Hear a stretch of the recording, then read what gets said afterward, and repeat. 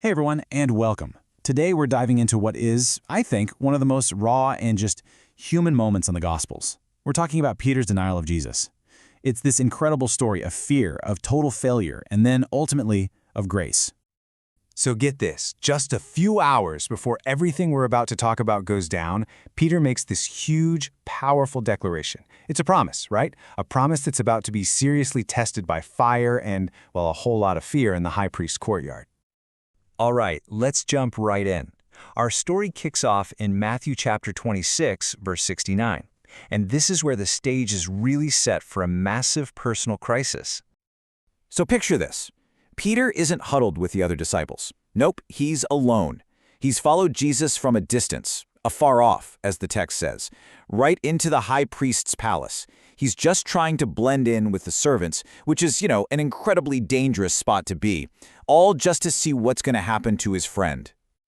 You can just feel the tension, can't you? The whole place is probably lit by flickering torches, buzzing with whispers, and right in the middle of all this, in this super vulnerable moment, he gets called out. His response? It's immediate, it's panicked, just a simple, public, nope, not me, driven by pure, raw fear. And there it is, denial number 1. But I want you to notice this key detail in verse 70. He denied it before them all. This wasn't a quiet little thing, it was public. In that split second, his fear of being linked to Jesus, who's on trial just feet away, it just completely crushes his loyalty. Okay, so you'd think that would be the end of it, right? Wrong. The pressure just ramps up, like, immediately. One denial is definitely not enough to make the suspicion go away. Peter tries to get away from the spotlight. He moves out to the porch, hoping to just disappear. But it's no use. He can't hide. Verse 71 tells us another person spots him and points him out, basically raising the alarm to everyone there. That circle of accusation, it's getting wider and wider. And this is where you really see things escalate. Peter goes from a simple, "I have no idea what you're talking about," to a full-blown sworn oath. He's not just brushing it off anymore. Now he is actively trying to cut all ties, and he's using an oath, a statement that in his culture carried a ton of weight. So that's denial number 2.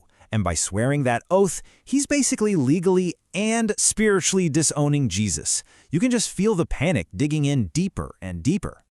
All right, so a little bit of time goes by. Peter probably thinks he's in the clear, but then he gets confronted again.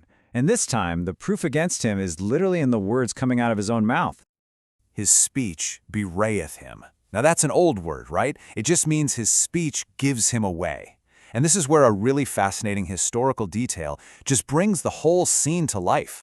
I love this detail. It's so brilliant. Think about it. Something as simple as his accent, the way he pronounced certain words, became undeniable proof. It screamed he's from Galilee, just like Jesus was. He was literally trapped by the sound of his own voice. No way out. So now he's totally exposed, he's cornered, and he's desperate.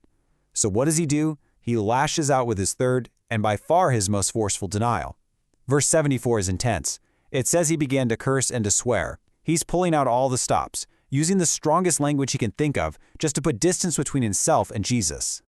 And when you lay it all out like this, you can see the downward spiral so clearly, can't you? It goes from a quick brush off to a serious, sworn statement, all the way to a full-on cursed denial. It's just a total and complete collapse of that confidence he had just hours earlier. And then, at the absolute peak of this denial, the very moment he's cursing and swearing, a sound cuts through the night.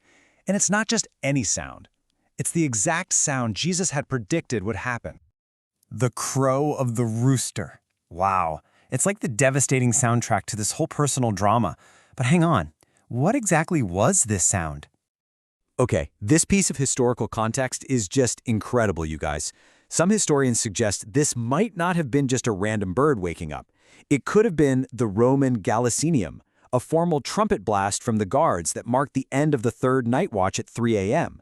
If that's the case, then Jesus' prophecy was confirmed with this chilling official precision. Talk about a wake-up call. The end of the watch and the absolute end of Peter's resistance. And that sound, it just triggers a sudden, crushing realization for Peter. Suddenly, the full weight of what he's done just hits him like a ton of bricks. That prophecy, the one he so boldly said would never happen, it came true. And all he can do is run out of that courtyard, absolutely heartbroken and just overwhelmed by bitter, bitter grief. But here's the thing, and this is so important. This absolute rock-bottom moment of failure, it becomes the turning point for his entire story. Right when he probably thinks it's all over, that he's completely lost, this is actually the beginning of his path to redemption. And this is where it all comes full circle so beautifully. Later on, after the resurrection, Jesus finds Peter, and what does he do? He gives him the chance to say, "I love you" 3 times, one for each denial. It's a direct mirror, and it's how Jesus restores him and gives him this incredible new mission. So, in the end, Peter's story isn't just about betrayal. It's transformed into this powerful message about, our own weakness, about what repentance really looks like, and the amazing possibility of redemption. And it kind of leaves us with a big question to chew on, doesn't it?